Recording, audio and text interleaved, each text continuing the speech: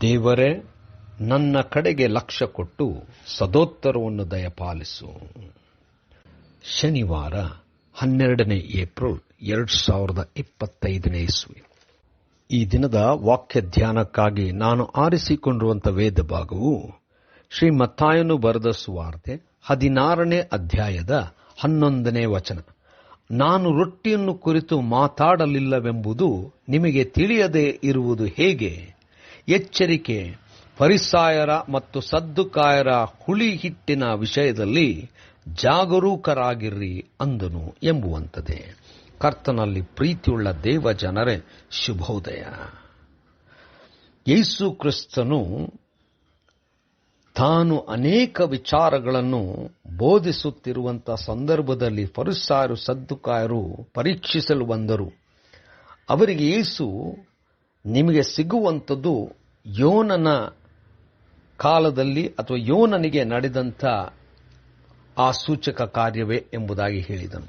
ಇದಾದ ನಂತರ ಯೇಸು ತನ್ನ ಶಿಷ್ಯರು ದಡಕ್ಕೆ ಸೇರಿದ ಮೇಲೆ ಅಲ್ಲಿ ಶಿಷ್ಯರು ರೊಟ್ಟಿ ಇಲ್ಲದನ್ನು ಮಾತನಾಡುತ್ತಿದ್ದರು. ಆ ಕ್ಷಣದಲ್ಲಿ ಯೇಸು ಸ್ವಾಮಿ ಫರಿಸಾಯರ ಸದ್ದುಕಾಯರ ಹುಳಿ ಹಿಟ್ಟಿನ ವಿಚಾರವಾಗಿ ಹೇಳುವಾಗ ಅವರಿಗೆ ಅರ್ಥ ಆಗದೆ ಹೋಯಿತು. ಅವರು ನಮ್ಮಲ್ಲಿ ರೊಟ್ಟಿಯೇ ಇಲ್ಲ ಎಂಬುದಾಗಿ ಹೇಳುತ್ತಿದ್ದರು. ಅದಕ್ಕೆ ಯೇಸು ಸ್ವಾಮಿ ಅವರಿಗೆ, ನೀವು ಹೇಗೆ ಇಷ್ಟು ಅಲ್ಪ ನಂಬಿಕೆಯುಳ್ಳವರಾಗಿದ್ದೀರಿ? ನಾನು ಹೇಳುವಂಥದ್ದು ಯಾಕೆ ನಿಮಗೆ ಅರ್ಥ ಆಗುತ್ತಿಲ್ಲ ಎಂಬುದಾಗಿ ಹೇಳಿ ಅವರಿಗೆ ಹೇಳಿದಂಥ ಮಾತೇನೆಂದರೆ, ಫರಿಸಾಯರು ಸದ್ದುಕಾಯರು ವಿಚಾರವಾಗಿ ಎಚ್ಚರವಾಗಿರ್ರಿ ಎಂಬುದಾಗಿ.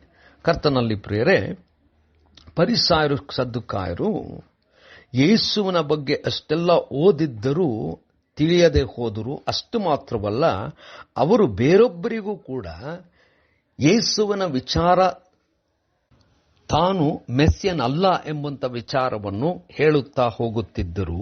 ಯೇಸುವಿನಲ್ಲಿ ಇರುವಂಥದ್ದು ಯಾವ ರೀತಿಯಲ್ಲೂ ಕೂಡ ದೇವರಿಂದ ಬಂದದ್ದಲ್ಲ ಎಂಬುವಂಥ ರೀತಿಯಲ್ಲಿ ಅವರು ಹೇಳುತ್ತಾ ಈ ವಿಚಾರವನ್ನು ಎಲ್ಲರಿಗೂ ತಿಳಿಸುವಂತೆ ಮಾಡುತ್ತಿದ್ದರು.